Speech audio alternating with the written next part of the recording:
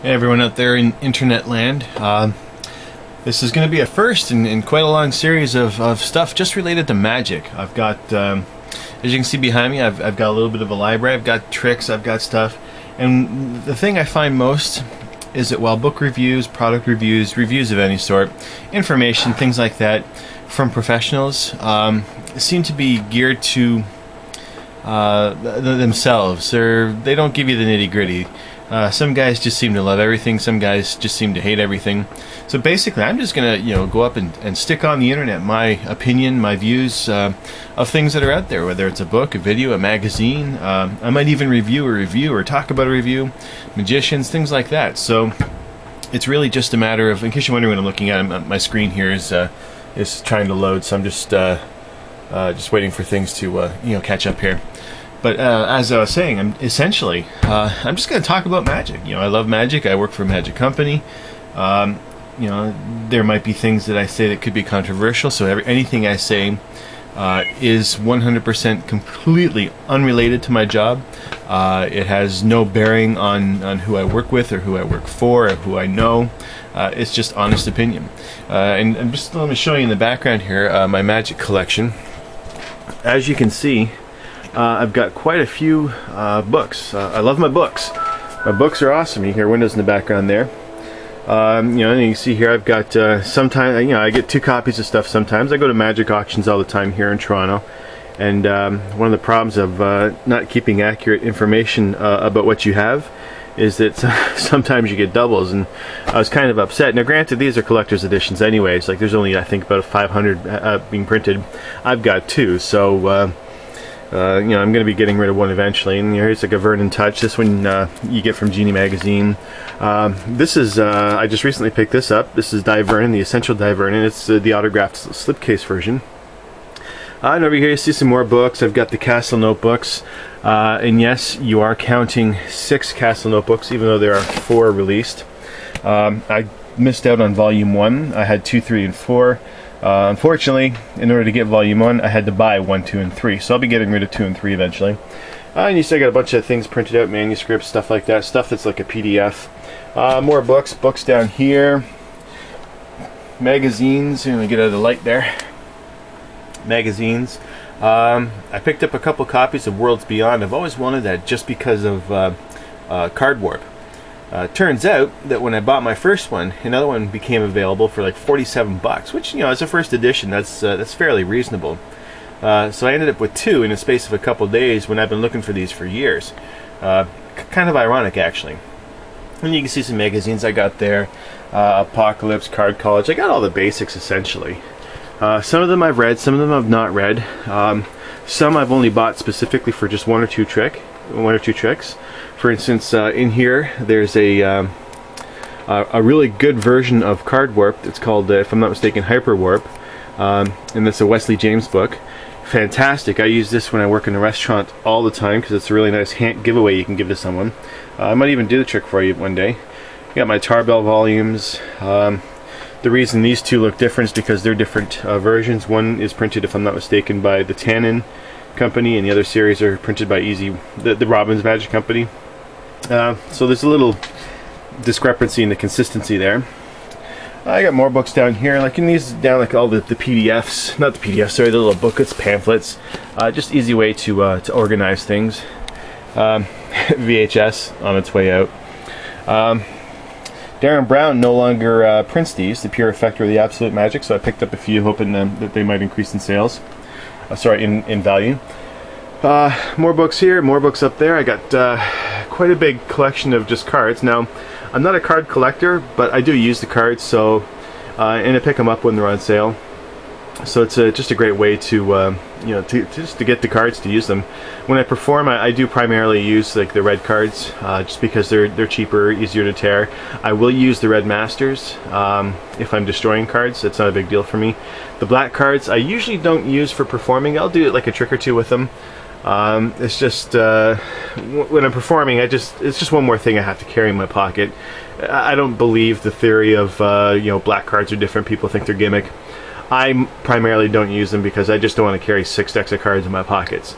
So I got more stuff up here, a couple sets of cups and balls, coin pail, Bill Abbott's The Thing, which is phenomenal, I might add. More magazines. This up here, while not magic, is a great source of entertainment. It's basically a shocking game where last person to push a button gets shocked. It's, you know, doesn't get any more fun than that. And then back over here we got my videos. Now granted, it's going to start getting dark here, so keep the light out. I've got just basically a boatload of videos. There's more cards down there. More videos over here. I got tons of magazines in there, Linking Ring, Magic and Genie, plus a whole bunch in storage as well that I don't have the room for anymore.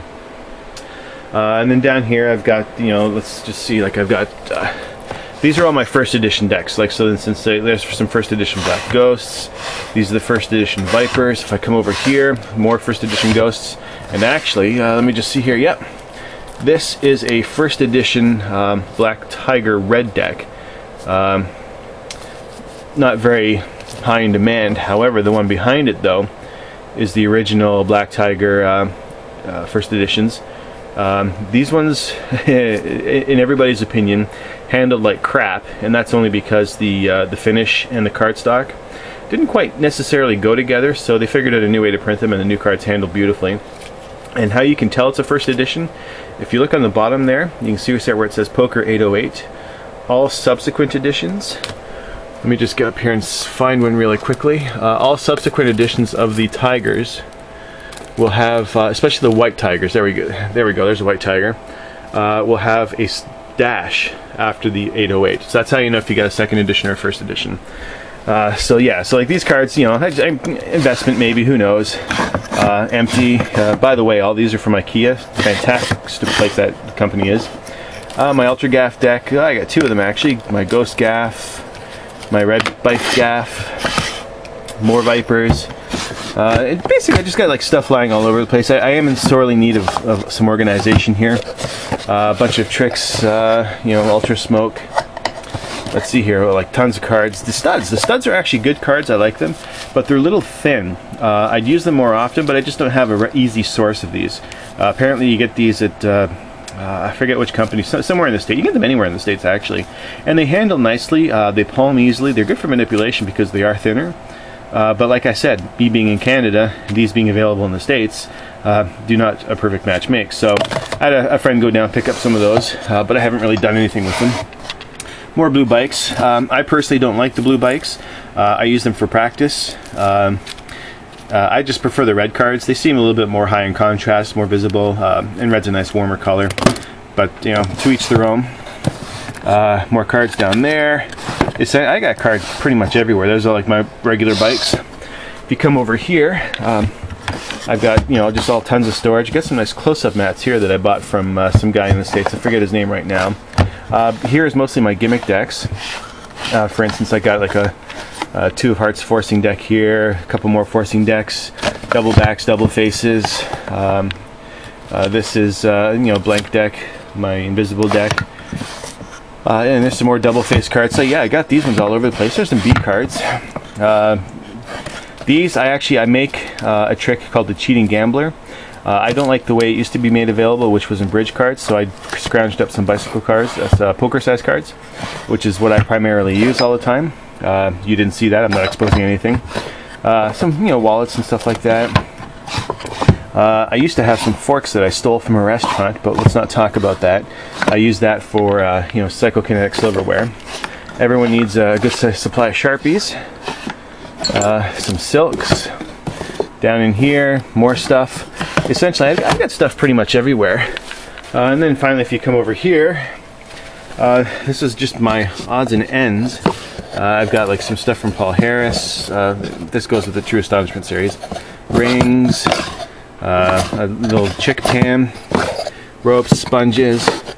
My favorite, the Oscar Munoz, the sponge donut. Very funny guy. If you ever get a chance to see him, go see him. Odds and ends, glue sticks, more sponge balls. So essentially, yeah, so this is essentially what it's going to be about. This might be the first, these might happen, you know, once a week, twice a week.